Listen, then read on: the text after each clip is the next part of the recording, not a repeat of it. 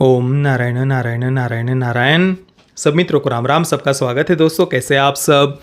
तो दोस्तों, आज से ठीक 20 दिन पहले 7 मार्च को नेटफ्लिक्स पर नेटफ्लिक्स इंडिया के द्वारा एक और कचरे को डंप किया गया। अभी पिछली वीडियो में हमने नेटफ्लिक्स इंडिया के दूसरे कचरे का रिव्यू किया था, डब्बा कार्टल नाम की सीरीज। तो इस बार एक और दूसरा कचरा नादानिया नाम की इनकी so called romantic comedy film, उसका भी हम रिव्यू करने वाले हैं। नेटफ्लिक्स इंडिया का कंटेंट हो तो वो कचरा ही होगा, ये तो सबको ही पता है भाई। कितनी बार बोले इस बात को रिपीट करें। अब डंपिंग यार्ड है तो उसमें कचरा ही डाला जाएगा ना। तो 2 घंटे की फिल्म है नादानिया, जिसमें इब्राहिम अली खान, खुशी कपूर, सुनील शेट्टी, महिमा चौधरी, दिया मिर्ज़ा, जुगल हंसराज, अर्चना पूरन सिंह आदि आदि आदि आदि आदि मुख्य भूमिका में हैं। अब IMDb पर इसका संक्षेप में जो विवरण किया हुआ है ना कहानी का, वो मैं आपको पढ़कर बताता हूँ। A privileged Delhi socialite hires a middle class student to pose as her boyfriend to maintain her social status. Their pretense become complicated when genuine feelings develop between them. अब इस प्रकार की कहानी, एक अमीर परिवार की लड़की वो एक मध्यम वर्गीय परिवार के लड़के को काम पर रखती है बॉयफ्रेंड के रूप में, ताकि अपने सोशल स्टेटस को मेंटेन किया जा सके। पर बातें तब कॉम्प्लिकेटेड या जटिल हो जाती है जब उनके बीच में रियल फीलिंग्स डेवलप होने लगती है। अब कितनी बार इस प्रकार की कहानियाँ, 10 50 क्या सैकड़ों बार अलग अलग फिल्में वगैरह हमने इस प्रकार की कहानी पर देखी हुई है, जहाँ पर एक चाहे लड़का हो या लड़की हो, वो अपने परिवार के सामने वगैरह लोगों को दिखाने के लिए किसी को अपना बॉयफ्रेंड या गर्लफ्रेंड बना करके लेकर के जाता है। बहुत बार हमने इस प्रकार की कहानियाँ देखी हुई है। अभी मतलब ऐसे तो बहुत उदाहरण दे सकते हैं, पर हाल ही में मैंने एक कोरियन ड्रामा देखा था जिसका रिव्यू भी किया था मैंने पिछले वर्ष, बिजनेस प्रपोजल। उसमें भी अपने पिता को दिखाने के लिए एक लड़का एक दूसरी लड़की को अपनी गर्लफ्रेंड बताकर लेकर के जाता है। आप देखना मेरा बिजनेस प्रपोजल का रिव्यू। तो बहुत बहुत उदाहरण दिए जा सकते हैं इस प्रकार की कहानी के। तो नादानिया की भी कहानी वैसी ही है। अब यहाँ पर एक अमीर परिवार की लड़की है और दूसरी तरफ मध्यम वर्गीय परिवार का लड़का है।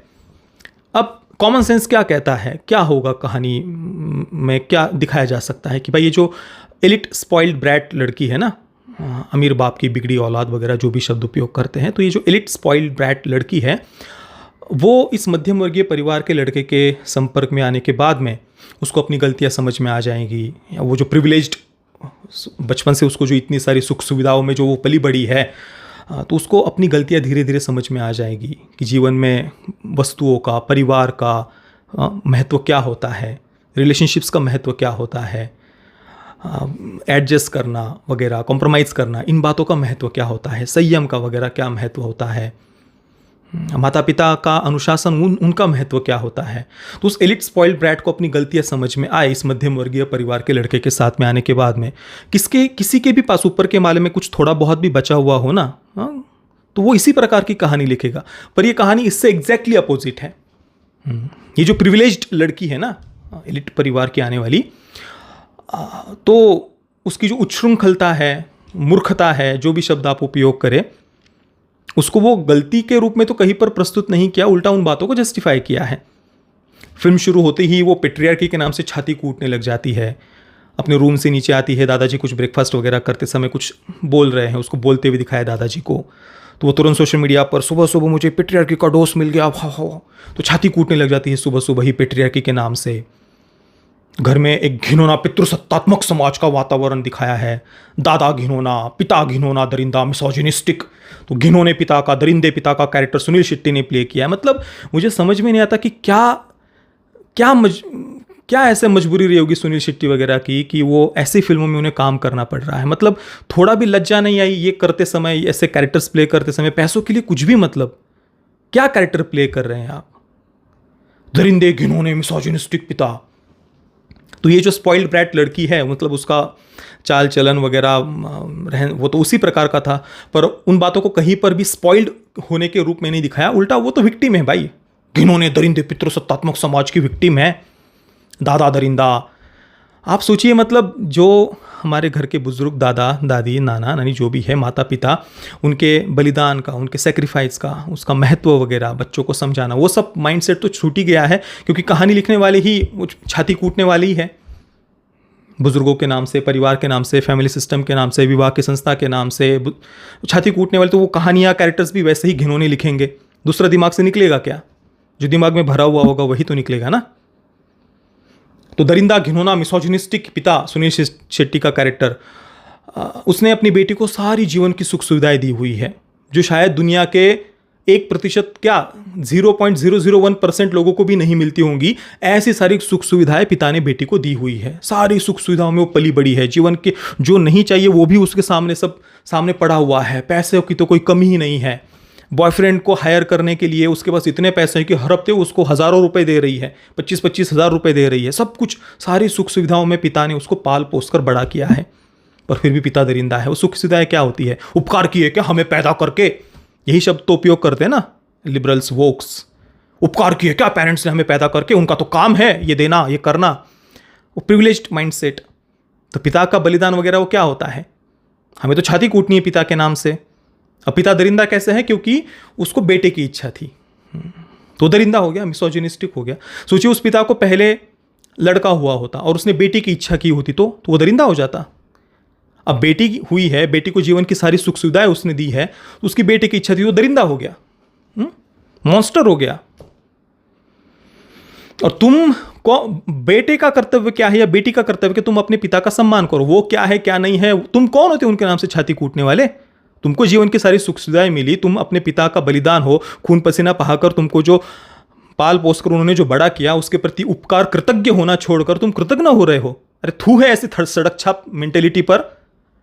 इतना सब कुछ, सारी सुख सुविधाओं में बड़े होकर भी इतनी घिनौनी सड़क छाप मेंटेलिटी तुम्हारी, तो थू है, थू भी नहीं करोगे ऐसी घिनौनी मेंटेलिटी पर मैं। क्योंकि ये लोग ऐसी मानसिकता तो हमारे थूक और उल्टी के भी लायक नहीं। तो ये भी नहीं कह सकता कि भाई ऐसी मानसिकता को देख करके उल्टी आती है, उल्टी के भी लायक नहीं भाई ऐसी मेंटेलिटी। और इन सब बातों को जस्टिफाई करने के लिए फिर पिता का एक अफेयर दिखा दिया है एक लड़की के साथ में जो उससे कम आयु की है, और वो प्रेग्नेंट हो गई है। फिर वो लड़की छाती कूट रही है पिता के नाम से, दादा के नाम से तो कूटी रही थी फिल्म शुरू होते ही। इसके साथ में पितृसत्तात्मक समाज का हवा खड़ा करने के लिए एक और सीन उन्होंने फिल्म में डाला है, जहां पर खुशी कपूर का पात्र इब्राहिम अली खान के पात्र को घर पर लेकर के जाता है मिलवाने वगैरह के लिए। फिर वो खाने पर बैठ रहे हैं, रात का समय है। फिर ये दिखाया है कि भाई ये जो दरिंदे मिसोजिनिस्टिक पिता और दादा है ना खुशी कपूर के, वो उसको लॉयर नहीं बनने देना चाहते। खुशी कपूर का पात्र कोई किसी आईवी लीग यूनिवर्सिटी में जाकर के वहाँ पर लॉयर वगैरह बनना चाहती है, वहाँ जाना चाहती है। तो ये दरिंदा पिता और वो दरिंदा दादा वो नहीं चाहते थे, उनको लगता है कि ये लॉयर नहीं बन सकती। फिर पिता कहता है कि भाई वहाँ पर फैशन डिज़ाइनिंग हो या कुकी पेस्ट्री शेफ वगैरह बनने का ऐसा कोई कोर्स वगैरह नहीं है, इस कारण से हम उसे वहाँ नहीं भेज रहे। फिर इब्राहिम अली खान का पात्र खुशी कपूर की उसके पात्र की साइड लेता है कि नहीं नहीं, मैंने तो इसको देखा, ये तो बहुत बुद्धिमान है, ये तो बिल्कुल लॉयर बन सकती है, ये तो ऐसे दूसरों को कन्विंस करती है, ये वो।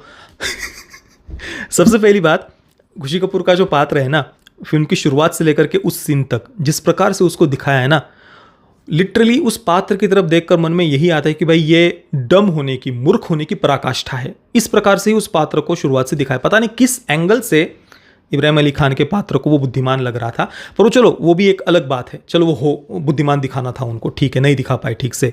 कौन सा ऐसा पिता होगा, वो चाहे वो गरीब परिवार से हो, मध्यम वर्गीय परिवार से हो, अमीर परिवार से हो, वो अपनी बेटी को लॉयर नहीं बनने देना चाहता। और चलो ठीक है, वो अगर उसको फैशन डिज़ाइनिंग का या पेस्ट्री या कुकी शेप का वो बनवाना चाहते हैं, वो भी तो भी वो दरिंदा कैसे हो गया? ठीक है, पिता को लगाओ कि यार ये केस वगैरह इतने झंझट वगैरह, उससे अच्छा फैशन डिज़ाइनिंग कर ले, पेस्ट्री शेप कुकी शेप वगैरह बन जाए, तो वो दरिंदा हो गया, मिसोजिनिस्टिक हो गया। तुमको पिता के नाम से छाती कूटने का इससे अधिकार मिल गया। और अगर पिता इतना ही दरिंदा लग रहा है, मॉन्स्टर लग रहा है, तो भाई खुद के दम पर कुछ करके दिखाओ। लॉयर बनना है तो उसके लिए आईवी लीग वगैरह किसी बड़ी यूनिवर्सिटी में जाने की थोड़ी आवश्यकता है। यहाँ पर भी तुम बहुत कुछ कर सकते हो अगर करना ही हो तो। पर जिनको छाती कूटना होता है ना, उनको कुछ जीवन में कुछ करना नहीं होता, उनको बस हर जगह पर प्रॉब्लम ढूंढने होते हैं। इसमें प्रॉब्लम है, इस परंपरा में प्रॉब्लम है, इस रीति रिवाज में प्रॉब्लम है, पिता में प्रॉब्लम है, दादा में प्रॉब्लम है, फैमिली सिस्टम में प्रॉब्लम है, विवाह के सिस्टम में प्रॉब्लम है, सिस्टम में प्रॉब्लम है। इसमें हर जगह पर उनको बस प्रॉब्लम ढूंढ करके छाती कूटनी होती है। जीवन में कुछ करना नहीं होता। जिनको करना होता है ना, वो सारे प्रॉब्लम्स के बीच में होकर के भी कुछ ना कुछ करके दिखाते हैं जीवन में। और यही नहीं, अब जो लड़का भी है उसको भी इनको नपुंसक बनाना है, जो मध्यम वर्गीय परिवार का है उसको, वो एक ट्रेडिशनल फैमिली में चलो बड़ा हुआ है, उसके माता पिता समझदार है, अच्छे हैं, तो वो इस स्पॉइल्ड ब्रैट लड़की को कुछ सिखाए वो तो दूर की बात है, उल्टा इस लड़के को ही उन्होंने गलत बता दिया। क्यों गलत बताया? क्योंकि ये जो स्पॉइल्ड ब्रैट लड़की है, प्रिविलेज्ड लड़की है, वो एक जगह पर एक लड़का, रुद्र नाम का लड़का है शायद, उसके वो करीब थी, उनका कुछ था जान पहचान में।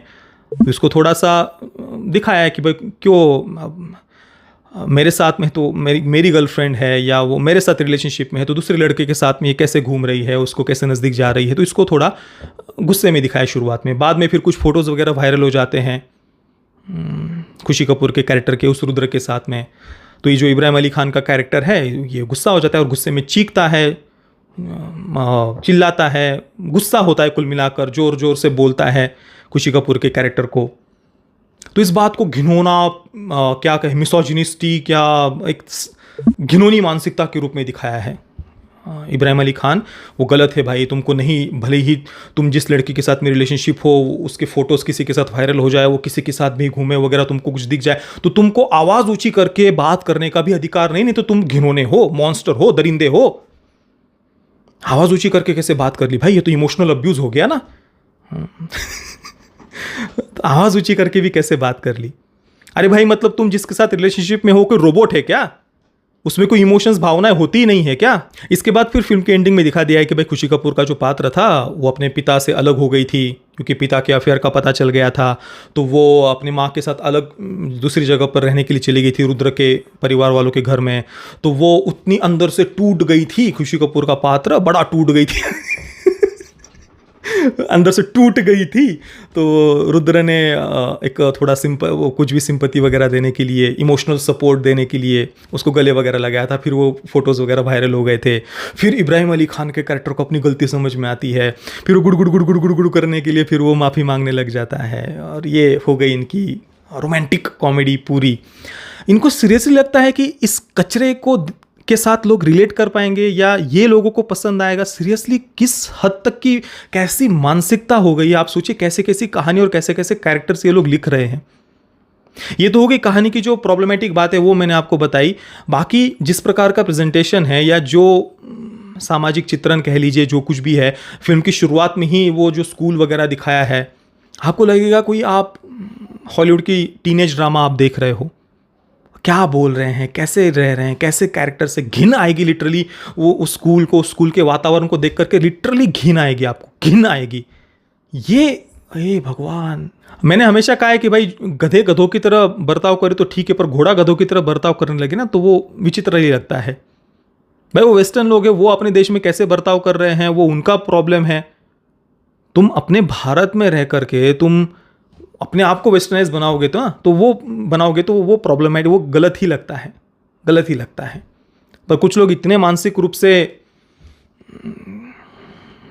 क्या यार, वो शब्द तो बहुत गलत उपयोग करने का मन करता है पर छोड़ो, पर कुछ लोग ऐसे हो गए ना कि उनको वो गधों की तरह बर्ताव करने में बड़ा खुशी होती है, अपनी पहचान से घिन आती है ना। चलो ठीक है। बाकी परफॉर्मेंसेस वगैरह उसके बारे में तो सोशल मीडिया पर चर्चा हुई कि परफॉर्मेंसेस थे ही घटिया, खराब। घटिया और ख़राब शब्द भी बहुत छोटे हैं। खुशी कपूर का परफॉर्मेंस हमने इससे पहले भी देख ही लिया ना 2-3 जगह पर। घटिया और ख़राब शब्द भी उसके लिए बहुत छोटे हैं। बाकी इससे ज़्यादा इस फिल्म के बारे में और कुछ बोलने की आवश्यकता नहीं है। मैं नादानिया को दूंगा 0/10 स्टार्स। पेरेंटल गाइडेंस की वैसे कोई आवश्यकता नहीं है, बच्चों को तो दूर ही रखना है ऐसे कचरे से सीरीज़ में भले कोई न्यूडिटी वगैरह नहीं है, पर ऐसा कचरा अगर आप बच्चों को दिखाओगे तो आप उनकी बर्बादी का रास्ता खोल दोगे। भाई मेरा तो यही मत है। बाकी किसी ने गलती से इस कचरे को देख ही लिया है तो आपका अनुभव कैसा रहा मुझे आप नीचे कमेंट में अवश्य बताना। ये वीडियो देखने के लिए आप सभी मित्रों का बहुत बहुत धन्यवाद। जय श्री राम, वंदे मातरम।